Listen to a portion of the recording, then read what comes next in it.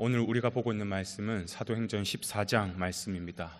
어제 본문에 이어서 오늘 또 사도 바울의 1차 전도 여행이 기록되어 있습니다.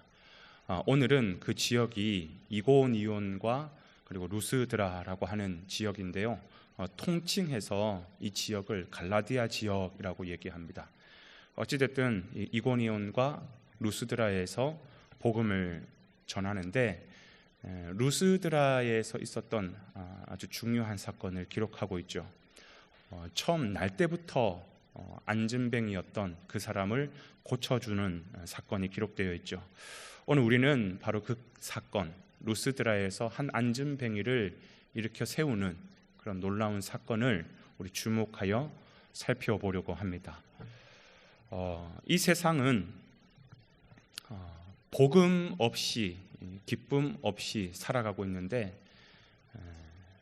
복음이 이 땅 가운데 들어가면서 얼마나 아름답게 이 세상이 회복되고 얼마나 많은 유익이 되는지를 단편적으로 보여주는 것이 바로 오늘 이 안진뱅이를 회복시키는 사건입니다. 그렇습니다. 복음이라고 하는 것은 살아있는 하나님의 능력이기 때문에 복음이 선포되는 곳곳마다, 복음이 침투해 들어가는 곳곳마다 가만히 있을 수가 없지요. 왜? 복음은 죽은 하나님의 능력이 아니라 살아있는 하나님의 능력이기 때문에 복음이 들어가는 곳에서는 반드시 그 누룩의 역사가 일어납니다. 그래서 가만히 있지 않고 회복이 되고 부흥이 되고 배가 되는 그런 놀라운 역사가 나타난다는 것입니다. 오늘 우리 인간에게 있어서, 그리고 오늘 이 시대뿐만 아니라 이 땅을 살아가는 모든 인간에게 있어서 두드러지게 나타나는 병적인 모습 가운데 하나가 있다면 그것은 바로 체념이라고 하는 병일 것입니다. 체념. 누군가가 괴롭히고 죽이는 것이 아니라 자기 스스로 마음의 문을 닫아버리고 자기 스스로 삶을 포기하는 경우, 왜 그럴까요? 이 삶의 현실이라는 것이 결코 만만치 않기 때문입니다. 아무리 노력하고 발버둥 쳐도 가난의 벽은 넘기가 쉽지가 않고, 내가 원하여서 찾아온 것이 아닌 이 질병 마찬가지죠.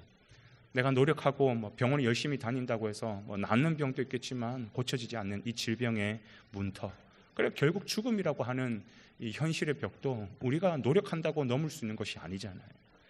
아무리 노력해도 넘을 수 없는 이 한계 앞에서 우리는 어떻게 삶을 살아가냐? 삶을 그냥 체념해버립니다.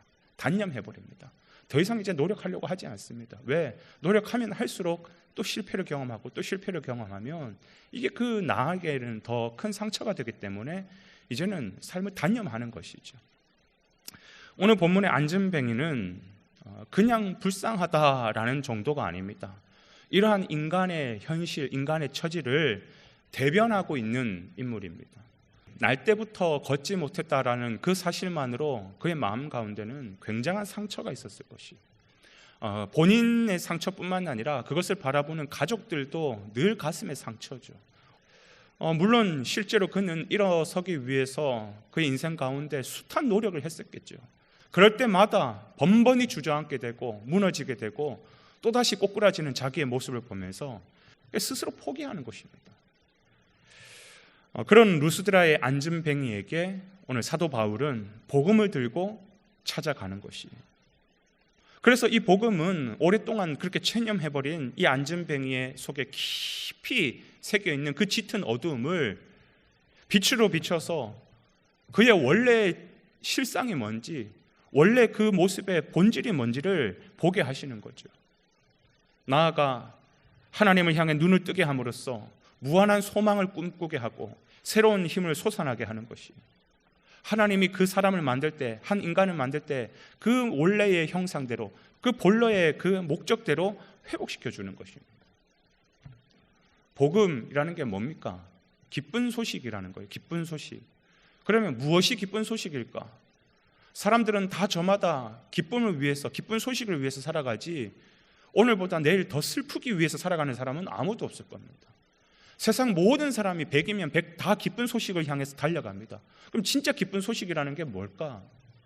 사람들이 죄다 기쁜 소식이라고 생각하면서 달려가고 잡는 거는 뭐냐 하면 돈 많이 버는 것, 건강한 것, 그리고 좋은 대학 가는 것, 좋은 직장에 취직하는 것, 명예로운 삶을 사는 것, 권력을 취하는 것. 물론 그것도 복음이죠. 그것도 기쁜 소식이죠. 저는 우리 동산의 모든 사람들이 돈을 많이 벌었으면 좋겠고, 건강했으면 좋겠고, 다른 사람보다 좋은 대학을 갔으면 좋겠고, 그런 일을 위하여서 우리 동산의 성도님들은 정말 부단히 열심히 살았으면 좋겠어요. 그것도 기쁜 소식이에요. 그것도 있으면 좋아요. 그러나 중요한 것은 뭐냐? 이 모든 것들은 여러분 우리가 살아오면서 느낀 거잖아요.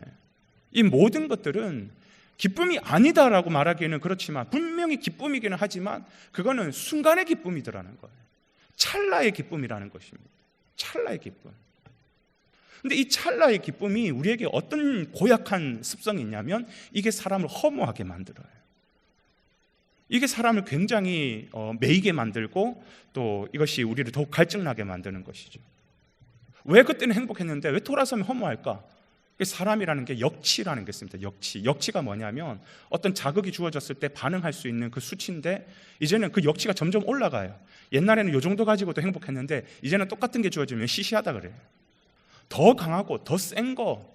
그러다 보니까 사람은 더 중독에 빠지게 되는 거죠. 돌아서면 또 자기 안에 있는 행복이 쑥 빠져나가니까 허무함을 느끼게 되죠. 갈증을 찾게 되죠. 그러니까 세상의 행복이라는 것도 행복하지 않다라고 얘기할 수는 없지만 그게 우리에게는 찰나의 행복이기 때문에 사람을 고약하게 만들고 사람을 지독하게 만드는 것이. 그런 복음 말고 성경은 우리에게 진짜 복음이 있다는 것을 말하고 있습니다. 그런 찰나의 복음이 아니라 영원한 복음이 있다라고 우리에게 말씀하고 있습니다. 그 복음이 뭐냐? 바로 그게 예수 그리스도라고 얘기하고 있는 것이에요. 예수 그리스도를 만나면 아무리 땅 가운데 무너지고 삐뚤어지고 망가진 삶이라 할지라도 회복을 우리에게 허락하신다는 것. 하나님이 우리를 창조하신 그 본연의 목적, 그 본래의 모습대로 우리를 회복하게 하는 능력이 어디서 나오느냐? 그게 바로 복음에서 나온다라는 것이. 그것도 한순간이겠죠. 찰나겠죠. 아니요. 복음의 능력은 여기서 머무르지 않습니다. 우리를 온전한 사람으로 회복시키는 것뿐만 아니라 그러한 모습으로 주님과 늘 동행하게 하시기 때문에 이제 우리에게 펼쳐지는 영원한 행복이 있다는 것을 우리에게 인도하는 것이 그게 바로 복음, 예수 그리스도라는 것이에요. 그래서 복음의 그 맛을 경험한 사람은 세상의 복음에 쫓아가지 않죠. 지난 제가 사도 바울의 그 설교처럼 이런 것들은 세상의 배설물로 여기는 것입니다. 왜? 찰나의 순간 행복, 돌아서면 허무해지고 또 돌아서면 중독에 빠지고 갈증을 일으키는 그런 것, 이제 나는 더 이상 그거 붙잡지 않는다. 나에게는 영원한 생명, 영원한 행복을 나는 추구한다. 이런 삶의 가치관이 바뀌는 것이. 사랑하는 여러분, 오늘 여러분에게 있어서 무엇이 기쁜 소식입니까? 오늘 여러분에게 있어서 무엇이 여러분을 기쁘고 미소 짓게 합니까? 그것이 세상의 행복이라면 여러분 지금 착각하고 사시는 것이에요.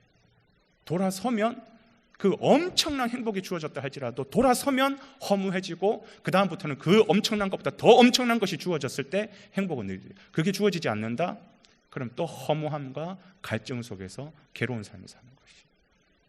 오늘 우리의 삶 가운데 영원한 행복이신 예수 그리스도 붙잡고 그 예수 그리스도와 함께 동행함으로 그분 앞에서 새 노래로 찬양하고 그분의 말씀을 묵상하고 그분의 말씀을 귀하게 순종하며 살아갈 수 있는 복된 저와 여러분의 삶이 되시기를 주님의 이름으로 축원을 드립니다.